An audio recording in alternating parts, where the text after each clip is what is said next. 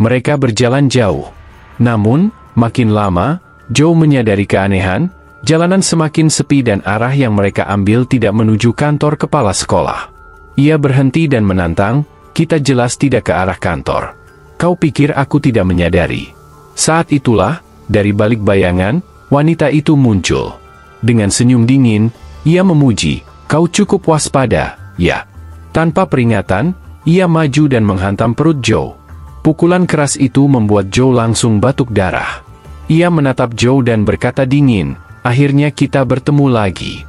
Tujuannya sederhana, mengorek informasi tentang Jing Daoksan dengan cara perlahan dan menyakitkan. Meski terluka, Joe membalas tenang, "Aku sudah menduga. Tapi aku tidak tahu apa-apa. Dan kau bahkan tidak punya bukti untuk menahanku."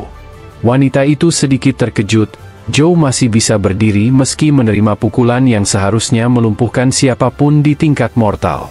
"Tapi kami akan mendapatkan buktinya setelah menangkapmu," katanya dengan nada datar. Ia memberi perintah agar Joe dibawa. Namun Joe menatap tajam dan bertanya, "Lalu apa yang akan terjadi kalau aku menolak?" Wanita itu tersenyum kejam. "Kalau begitu, aku akan memotong tangan dan kakimu. Lalu tetap membawamu." Tapi Joe sudah membuat keputusan. Dengan sekejap, ia mengaktifkan Silver Wing Flash. Cahaya menyilaukan meledak dari tubuhnya. Dan ketika kabut cahaya itu menghilang, Joe sudah lenyap dari pandangan. Wanita itu memperhatikan jejak esensi di udara. Ke arah hutan. "Kejar dia!" Joe berlari cepat dari pohon ke pohon. Pikirannya bekerja keras. Wanita itu jelas sudah menuduhnya sebagai sekutu Jing Oksan dan takkan memberinya kesempatan menjelaskan. Bahkan Immortal Sutra yang ia pelajari dari Jing akan memperkuat tuduhan jika ia tertangkap. Tiba-tiba, serangan mendadak menghantam tubuhnya, membuatnya jatuh dari atas pohon. Dari balik semak, sebuah tangan hijau terang muncul, mencoba menangkapnya. Joe menangkis dengan susah payah. Ia sadar, kedua pengejarnya adalah petarung kelas legendari. Jika terus lari, cepat atau lambat ia pasti tertangkap. Dalam kepanikan, Joe membuka ponselnya dan mencari sesuatu. Di sanalah ia menemukan kota bawah tanah Buddha kecil. Tempat itu dikenal sebagai zona aneh dan misterius, namun juga zona bebas yang tak bisa dijangkau otoritas biasa. Ia yakin itu satu-satunya tempat aman. Setelah berlari tanpa henti, Joe tiba di gerbang kota bawah tanah. Tapi para pengejarnya belum berhenti. Wanita itu geram karena pria rekannya sempat memperlambat pengejaran untuk memeriksa dokumen di pintu masuk. "Kita tak bisa buang waktu. Kalau keluarga Ang tahu ini, habis kita." Tapi ia tak peduli. Ia segera melepaskan hujan sinar merah muda ke arah Joe. Joe mencoba menghindar. Saat tiga sinar menyerangnya bersamaan, ia mengembangkan sayap dan terbang ke udara. Wanita itu terkejut. "Sayap itu? Itu teknik legendaris." Tapi ia juga tahu, Joe tak akan bisa terbang lama. Esensinya pasti hampir habis. Joe pun mendarat dan kembali berlari. Hingga akhirnya ia berdiri di tepi zona terlarang. Saat ia bersiap melompat ke dalam, serangan terakhir wanita itu menghantam. Joe terhempas dan jatuh di tangga menuju area terlarang. Keduanya berhenti di tepi zona tersebut. Mereka tampak ragu, hingga si pria berkata bahwa tempat itu adalah wilayah terlarang. Namun wanita itu menanggapi dengan ketus, "Kalau murid biasa saja berani masuk, kenapa kita harus takut?" Setibanya mereka di atas, mereka menemukan Joe sedang duduk dengan tenang. Wanita itu langsung bertanya, "Kenapa kau tidak lari lagi?" Joe menatap mereka dan menjawab datar, "Aku tidak perlu lari. Karena jika kalian mendekat dan melangkah lebih jauh, kalian akan mati." Wanita itu mencibir, menuduh Joe hanya menggertak. Tapi ketika pria di sampingnya mencoba maju, Joe mengangkat tangan dan membentuk isyarat seperti pistol, lalu menembak. Pria itu langsung roboh seketika. Wanita itu terkejut, dan saat memeriksa tubuh rekannya, ia menyadari bahwa pria itu telah tewas. "Apa yang kau lakukan padanya?" bentaknya. Joe menjawab santai, "Aku sudah memperingatkan kalian." Lalu dia menatap wanita itu dan bertanya, "Apa kau juga ingin mencoba?" Namun Joe mulai merasa ada yang aneh. Wanita itu tidak menunjukkan tanda-tanda terpengaruh oleh zona terlarang. Tiba-tiba, sosok malaikat bersayap tanpa kepala muncul di belakangnya, disertai simbol salib bercahaya di dahinya. Wanita itu berkata pelan, "Pantas saja kau membawa kami ke tempat ini. Kau juga merasakannya, tempat ini memang aneh." Joe mengenali makhluk itu, malaikat Valhalla. Dijelaskan bahwa makhluk tersebut terbentuk dari seseorang yang kehilangan kepalanya saat sedang naik tingkat menjadi dewa. Ia adalah makhluk dimensional dari Federasi Barat, dikenal karena kesuksesannya di medan perang dan memiliki peringkat tinggi di Federasi. Meski tak kuat dalam serangan, Valhalla memiliki kemampuan unik, tubuhnya kebal terhadap kutukan dan energi iblis. Ia adalah salah satu makhluk pendamping jenis perlindungan paling kuat, disebut Broken Body. Wanita itu lalu memperingatkan Joe agar menyerah dan ikut dengannya. Namun tiba-tiba, ia melesat menyerang. Dalam hati, Joe bertanya-tanya, bagaimana wanita itu bisa memiliki malaikat tanpa kepala sebagai peliharaan? Joe segera menggunakan jarum kerangka dan menciptakan penghalang berbentuk tongkat panjang yang menjebak wanita itu. Ia memanggil peliharaannya, sambil berpikir bahwa jika ia terus bergerak maju, mungkin ia bisa mencapai kuil Buddha 3 wajah. Tapi jika bahkan kuil itu tidak mampu menghentikan wanita ini, maka ia benar-benar akan kehabisan jalan. Wanita itu berteriak, menuntut kemana lagi Joe ingin melarikan diri. Lalu ia melepaskan kekuatan untuk menghancurkan penghalang tulang. Serangan itu bukan hanya membebaskannya, tapi juga langsung menghantam Joe, menghantarkannya masuk ke dalam kuil. Ia mengejek Joe, menyatakan bahwa ia tak akan bisa melarikan diri dan tak mungkin bisa melawan seseorang di puncak tingkat legendaris. Dengan satu serangan, wanita itu menghancurkan semut tulang belulang peliharaan Joe. Joe terhempas, terluka parah di bagian dada. Wanita itu berdiri di ambang pintu, dan menyindir, "Sebaiknya kau ucapkan selamat tinggal pada kaki-kakimu yang suka kabur itu." Namun saat ia melangkah masuk ke dalam kuil, tiba-tiba lambang salib di dahinya retak. Mata patung Buddha 3 wajah menyala, lalu melepaskan serangan kuat yang langsung menerbangkan wanita itu keluar. Joe tertawa puas, memberi jempol pada patung sambil berkata, "Sang Buddha luar biasa." Ia berdiri, lalu memanggil semut terbang miliknya untuk menyerang wanita yang sedang melemah. Semut itu meluncurkan jarum cahaya iblis ke arahnya. Namun wanita itu dengan cepat memanggil peliharaannya dan melarikan diri. Joe tampak kesal karena gagal membunuhnya. Sesampainya di kota, wanita itu terluka parah. Ia menyusun rencana untuk menuduh Joe telah membunuh seorang prajurit Federasi. Dengan begitu, bahkan campur tangan keluarga pun takkan mampu menyelamatkannya. Namun sebelum sempat menyusun semuanya, seseorang menodongkan senjata ke arahnya dan menuntut penjelasan jika mereka berani ikut campur. Wanita itu mendongak dan melihat sosok Ang Tianzuo. Ia bertanya-tanya dalam hati, apa yang pria itu lakukan di tempat ini? Ang Tianzuo berkata tegas, "Berani-beraninya kalian mengejar seorang murid dan mencoba membunuhnya di area universitas. Siapa yang memberimu keberanian melakukan ini?" Nama wanita itu adalah Lisa. Ia menjawab bahwa operasi ini dilakukan atas perintah Dewan Perwakilan dan akan tetap berjalan meskipun Tianzuo menentangnya. Seorang pria berkacamata sebelah menyela, memerintahkan Lisa untuk menjawab pertanyaan Panglima Perang dengan benar dan tidak bicara sembarangan. Lisa mengatakan bahwa target mereka berkaitan dengan Ang Tianzuo. Tanpa peringatan, pria berkacamata itu langsung menembak kakinya. Lisa menjerit kesakitan. "Apa kau tidak dengar perintahku?" ucap pria itu dengan dingin, lalu menembak kedua pahanya. Ia mendekat, aura mengerikan terpancar dari tubuhnya. "Jika kau masih berani berbicara omong kosong, mulutmu akan jadi target berikutnya." Ang Tianzuo menyuruh pria itu berhenti bicara dan langsung membunuh Lisa saja. Biar atasan mereka yang datang mengambil jasadnya.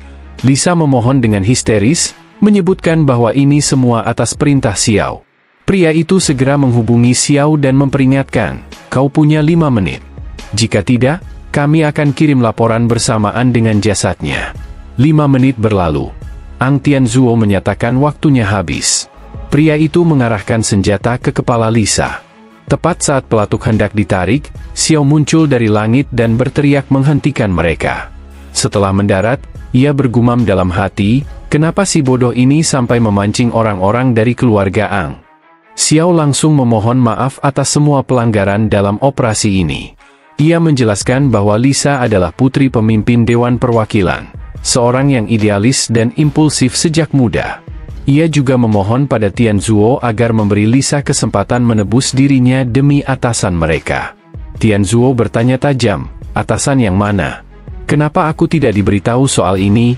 Xiao menjawab bahwa para petinggi federasi sangat memperhatikan kasus Jing Daoxan. Saat ini, Zhou adalah satu-satunya petunjuk. Mereka membutuhkan bantuannya. Ia juga menyebut bahwa Tianzuo sebelumnya pernah mengkritik Zhou, mengisyaratkan bahwa ia juga tahu betapa mencurigakannya Zhou. Tianzuo menanggapi bahwa meskipun Zhou memang bermasalah, tidak semua orang bisa dijadikan kambing hitam. Xiao membungkuk dalam-dalam, mengakui mereka telah melampaui batas. Saat ia berbalik, Tianzuo berkomentar, setidaknya kau tahu bagaimana mengakui kesalahan. Baiklah, bawa dia kembali. Xiao mengucapkan terima kasih. Tapi Tianzuo menambahkan, setelah kultivasinya dilumpuhkan. Tanpa ragu, pria berkacamata menghancurkan titik esensi Lisa.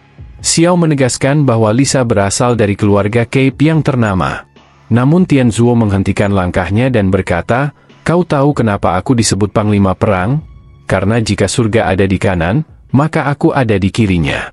Sementara itu, Zhou masih duduk di ambang pintu kuil, merenungi keadaannya. Ia bertanya-tanya, kenapa wanita jalang itu belum kembali. Kini, ia khawatir Lisa akan datang lagi membawa pasukan untuk menangkapnya. Zhou memutuskan untuk menunggu di kuil selama setengah jam. Namun setelah cukup lama, ia pun memutuskan untuk memeriksa keadaan di luar. Saat berada dalam lift, Zhou memikirkan semut tulang belulangnya yang telah mengalami luka parah. Untungnya, ia berhasil menyimpannya tepat waktu. Ia mulai menyusun langkah berikutnya dan berpikir untuk mendiskusikan situasi ini dengan Xuan. Begitu pintu lift terbuka, seorang pria menyapanya, "Tuan muda, saya sudah menunggu Anda." Zhou mengernyit. "Tuan muda?" Pria itu menjelaskan bahwa Nyonya Lan telah mengutus Ang Tianzuo untuk menjemputnya.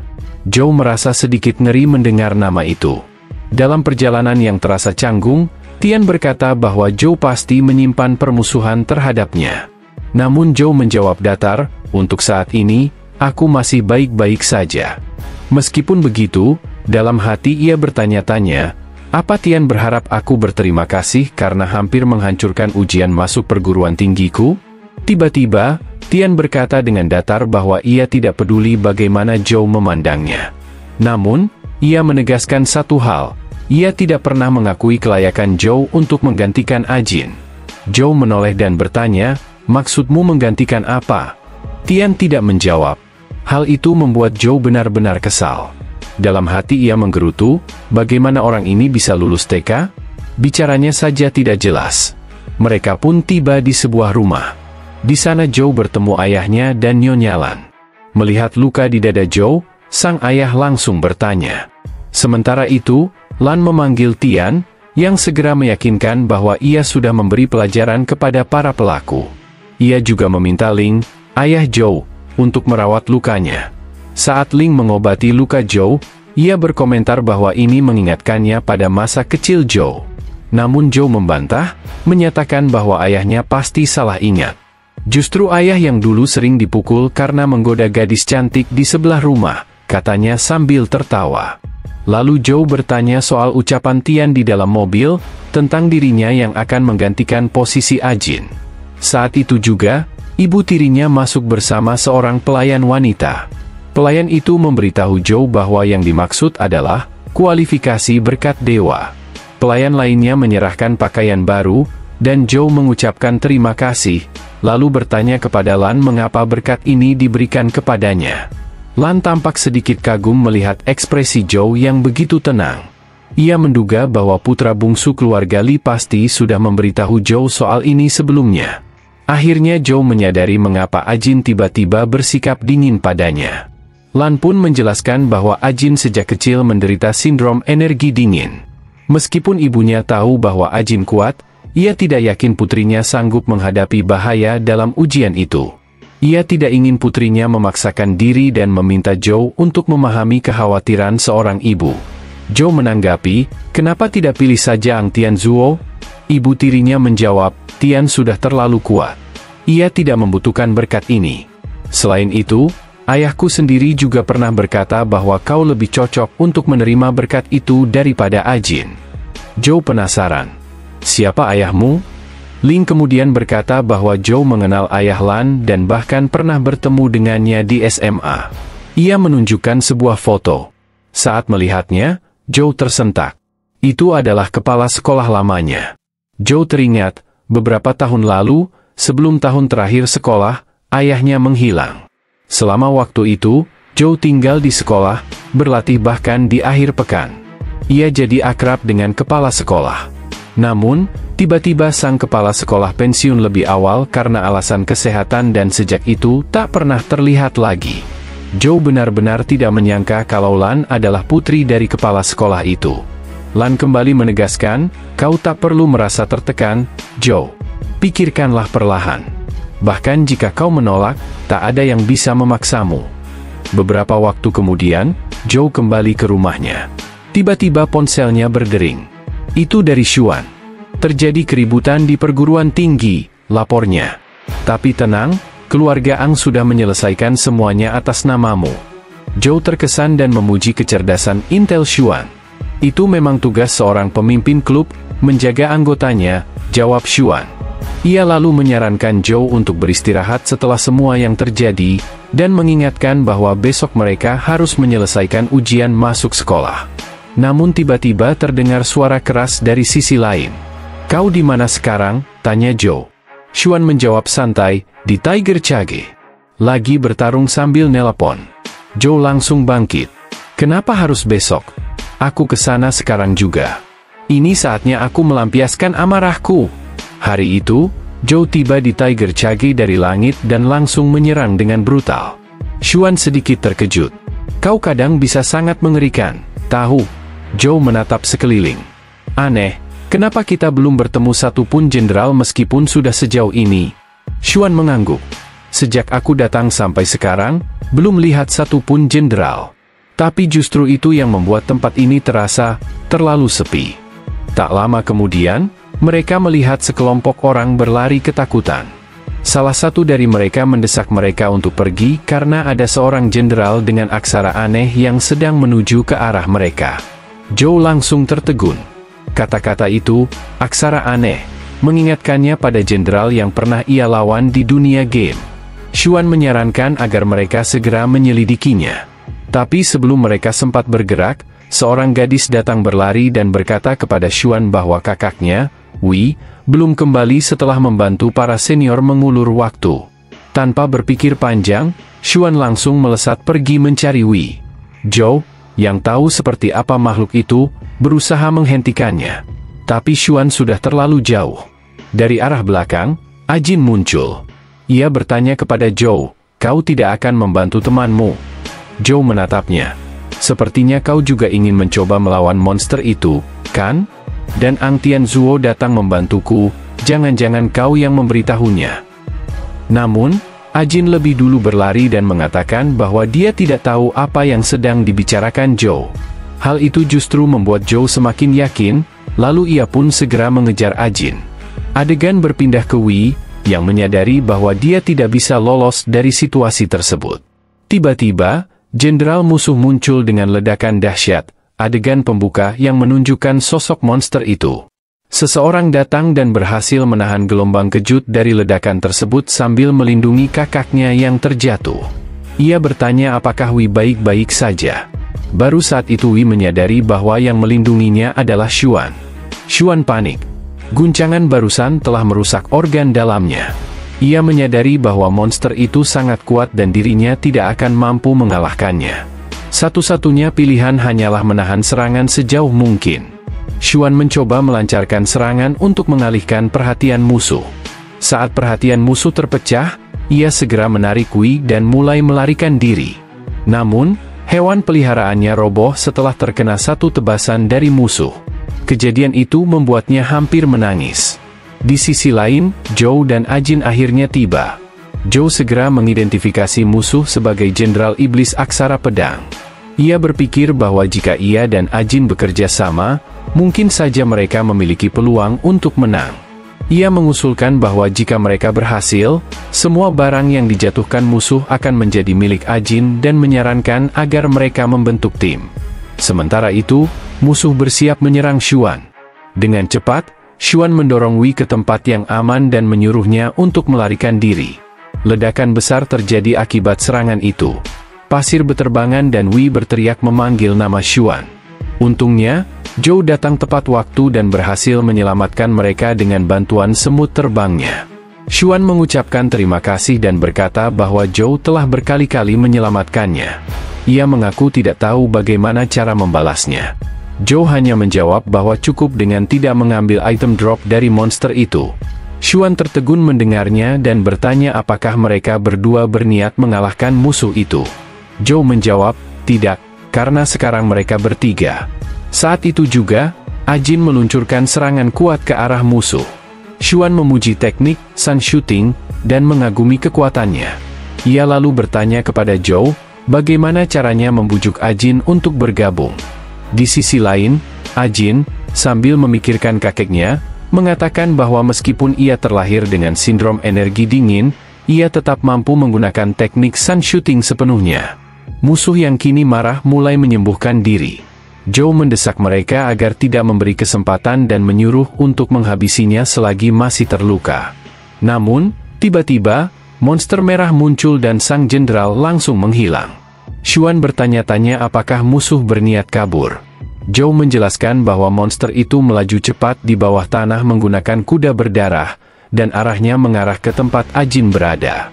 Menyadari hal itu, Joe segera mengaktifkan sayap raknya dan melesat menuju Ajin dengan kecepatan tinggi.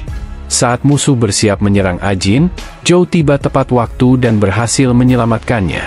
Saat masih di udara, Ajin berkata bahwa ia sebenarnya bisa menghindar sendiri. Joe lalu menurunkannya dan bergerak ke belakang musuh untuk melancarkan serangan balasan. Pukulan tapak abu menghantam punggung jenderal, menembus tubuhnya dan menciptakan ledakan energi biru yang sangat besar. Ajin yang menyaksikan itu tertegun. Ia melihat Joe mendapatkan kristal keterampilan energi esensi. Namun, Joe justru menawarkannya kepada Ajin. Ajin kaget dan bertanya kenapa Joe memberikannya. Apakah Joe tidak tahu betapa berharganya benda itu? Joe menjawab bahwa ia tidak akan meminta bantuan tanpa imbalan. Ia menegaskan kembali bahwa barang yang dijatuhkan musuh adalah milik Ajin, seperti yang mereka sepakati di awal. Ajin terdiam, mengingat saat Joe menyelamatkannya. Ia menolak batu itu dengan alasan tersebut. Saat ia berbalik dan pergi, wajahnya memerah. Ia sempat menoleh dan mengingatkan Joe bahwa meski setelah semua ini, Joe tetap tidak bisa menjadi kakaknya. Ternyata, Wei diam-diam merekam mereka berdua sambil berkomentar bahwa generasi Xuan benar-benar dipenuhi para monster. Xuan hanya menanggapi bahwa ia sudah terbiasa dengan hal semacam itu. Kembali di kamarnya, Joe langsung menyerap kristal tersebut dan mencobanya dalam game. Ia memperoleh skill esensi baru, tebasan merah yang melesat dan langsung membelah monster jenderal biasa dalam sekejap. Joe segera menyadari betapa ganas keterampilan ini, mengumpulkan energi esensi lalu melepaskannya dalam bentuk tebasan pedang yang mampu membunuh jenderal terdemonisasi secara instan. Ia juga menyadari bahwa aura tersebut tidak menguras energi esensi dalam jumlah tetap, karena kekuatan tebasan ditentukan berdasarkan seberapa banyak energi esensi yang dimasukkan oleh pengguna. Dari sini, jelas mengapa jenderal bertanda ini mampu membunuh harimau putih, makhluk legendaris terkenal di kelas legendari, dalam sekejap. Joe mengakui kekuatan tebasan pedang bintang ini, tetapi bertekad menggunakannya dengan hati-hati. Ia khawatir jika seluruh esensinya habis, ia tidak akan mampu bertahan. Di dalam game, seekor monster tiba-tiba menyerangnya, membuat Joe lengah dan memaksanya menghindar. Ia meluncurkan pedang bintang, tetapi serangannya tidak berdampak, monster itu dengan mudah menahannya. Joe kecewa saat menyadari bahwa pedang bintang bahkan tidak mampu menggores kulit monster tersebut. Tak lama kemudian, monster itu melancarkan serangan mematikan dan mengakhiri permainannya. Joe pun merenung, Keterampilan esensi dari Jenderal Aksara Pedang ternyata tidak efektif melawan Jenderal Aksara Tinju. Ia berspekulasi bahwa simbol di dahi para jenderal mungkin berkaitan dengan sistem gunting batu kertas, di mana masing-masing dari 3 jenderal memiliki keunggulan tertentu terhadap yang lain. Menurut logika itu, pedang bintang seharusnya efektif melawan jenderal aksara kertas. Sayangnya, kemunculan jenderal bertanda sangatlah jarang. Akhirnya, Joe memutuskan untuk berlatih dan bertarung di dunia lain sementara waktu.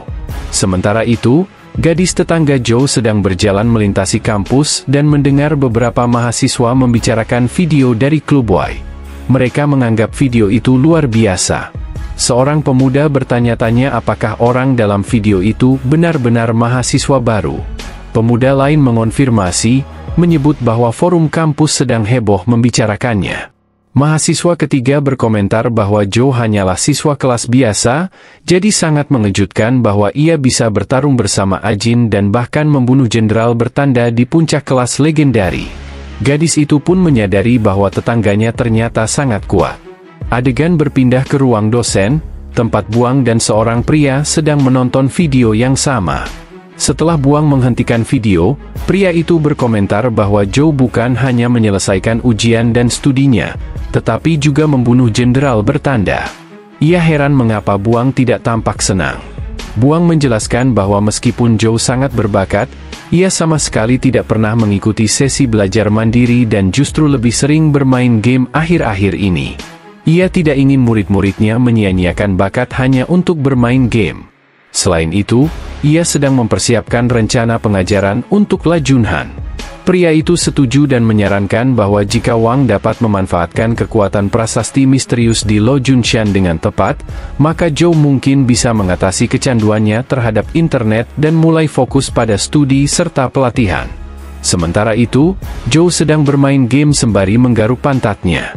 Malam itu, saat tertidur, Joe tiba-tiba terbangun karena merasakan sesuatu yang aneh. Saat membuka mata, ia mendapati dirinya berada di dunia asing yang hancur. Lanskapnya porak-poranda, dan monster telah membantai seluruh pasukan militer manusia.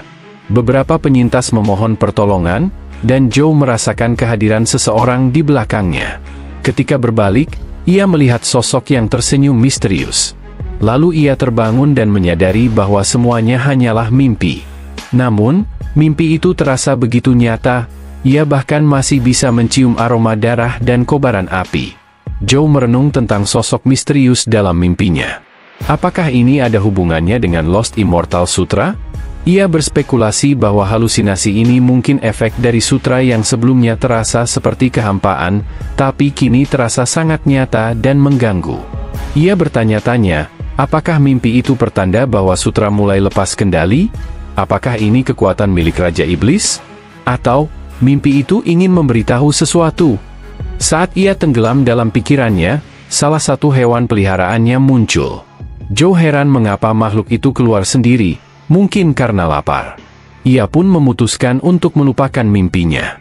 Tak peduli seberapa keras ia merenung, ia takkan tahu apakah itu pertanda atau bencana. Satu-satunya hal yang bisa ia lakukan adalah menjadi cukup kuat sebelum ancaman datang, dan mencari cara untuk naik ke kelas legendaris. Adegan terakhir berpindah ke garis pertahanan dimensi di wilayah Laut Timur. Makhluk dimensi terdeteksi melintasi garis pertahanan melalui jalur bawah air. Saat makhluk itu muncul dari laut, gambarnya tertangkap kamera dan dikonfirmasi sebagai makhluk dari dimensi barat. Sementara itu, di kelas Buang, ia tengah mengumumkan kepada para siswa bahwa mereka telah lulus ujian masuk dan pelajaran akan segera dimulai. Meskipun hari itu ia tidak berencana mengajarkan teknik pertarungan, Buang akan membawa seluruh murid ke Gunung Lajun untuk bermeditasi. Ia menjelaskan bahwa prasasti tanpa aksara, yang menjadi tujuan mereka, memiliki kekuatan misterius yang akan sangat bermanfaat bagi semua orang. Sementara itu, Joe tampak seperti mayat hidup, lemas dengan kantung mata menghitam. Hal itu membuat Xuan mendekat dan bertanya, apa saja yang Joe lakukan belakangan ini. Ia menyarankan agar Joe tidak terlalu menyiksa tubuhnya, lalu menambahkan dengan setengah bercanda, cobalah menahan burung itu.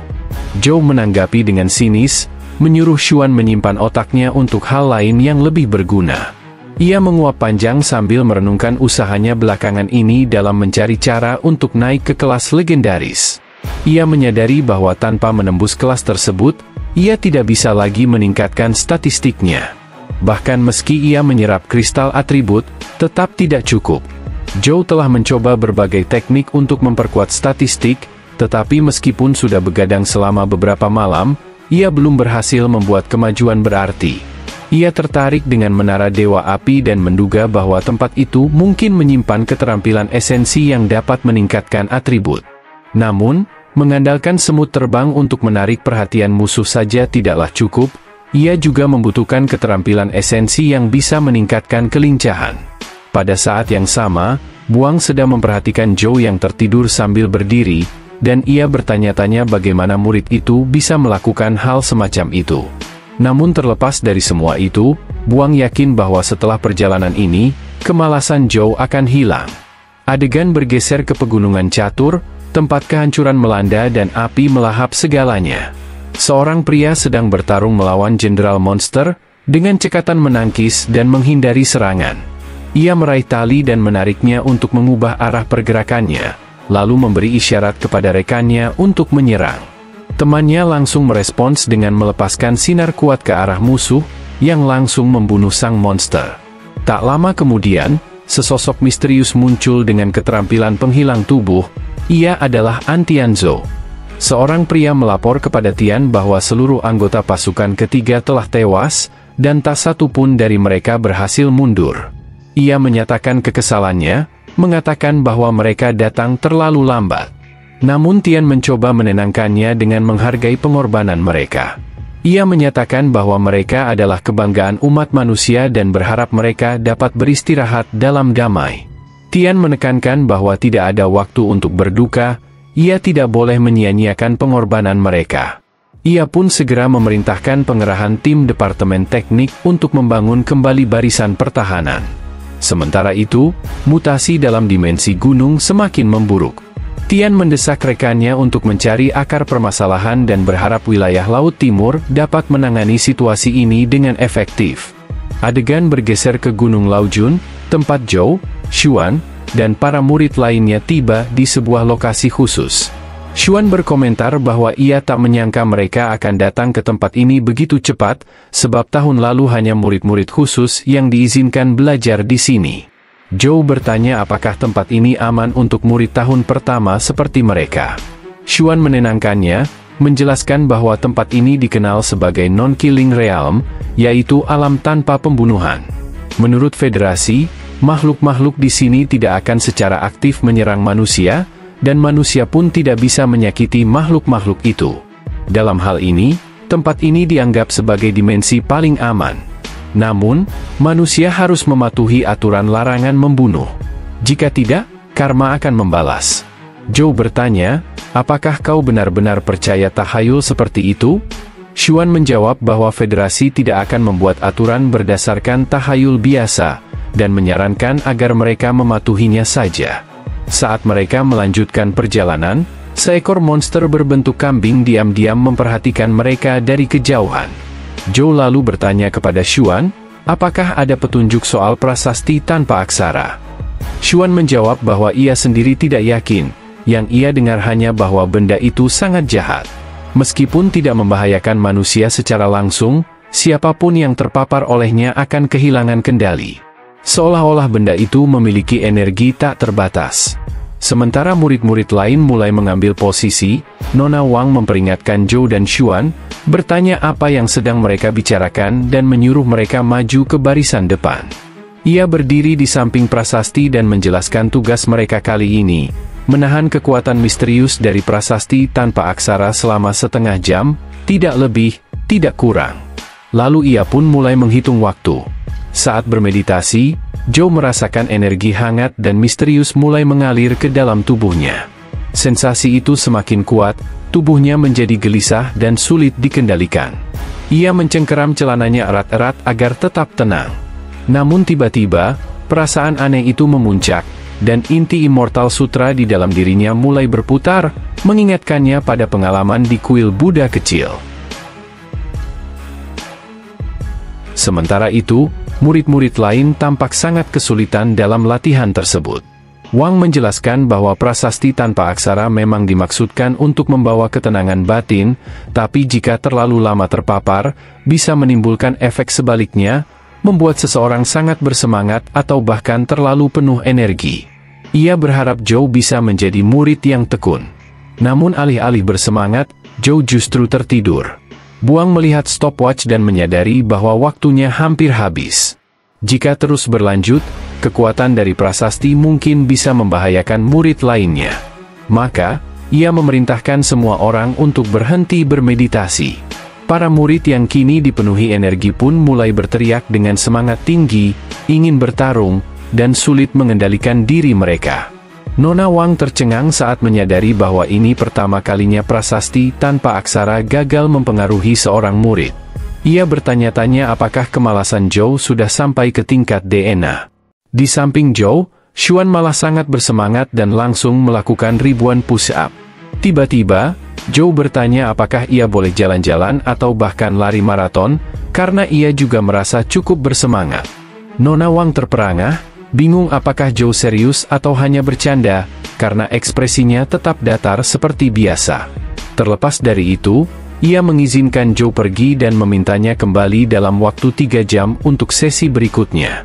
Setelah beberapa saat, Zhou telah memasuki hutan dan segera memeriksa profilnya. Ia menyadari bahwa energi esensinya telah meningkat menjadi 11 berkat meditasi tadi, mirip dengan pengalamannya di kuil Buddha kecil. Esensi yang mengalir dalam dirinya pun tampak seperti jenis ketiga dari teknik energi esensi. Ini membuat Zhou yakin bahwa prasasti tanpa aksara adalah bentuk teknik esensi misterius. Ia pun bertanya-tanya apakah Gunung Laojun memiliki tempat tersembunyi lain tempat ia bisa memperoleh telur simbiotik secara gratis. Saat menjelajah, tanpa sengaja Zhou menabrak sesuatu, seekor kambing dimensional berbulu lebat yang sangat besar. Ukurannya luar biasa, bahkan tak wajar untuk hewan jenis kambing. Namun, makhluk itu tampak tidak agresif dan terus memakan rumput. Zhou mengamati bahwa mungkin rumput yang dimakan makhluk itu adalah ramuan spiritual langka. Ia melihat bunga serupa di kejauhan dan bermaksud mencabutnya. Namun, saat ia menarik dengan sekuat tenaga, urat-urat di tangan dan lehernya menegang. Tanaman itu sangat kuat, membuat Zhou semakin yakin bahwa itu adalah tanaman spiritual yang spesial. Makhluk kambing itu mendadak gelisah saat melihat Zhou mencoba mencabut tanaman tersebut. Ia mendekat dan menggigit baju Zhou, lalu mengangkat tubuhnya bersama dengan tanaman yang masih melekat di tanah. Zhou tertegun, makhluk ini mampu mencabut tanaman yang sangat kuat hanya dengan mengangkat tubuhnya. Tiba-tiba, makhluk itu berusaha memakan tanaman tersebut. Namun, Zhou lebih cepat dan segera menghindar.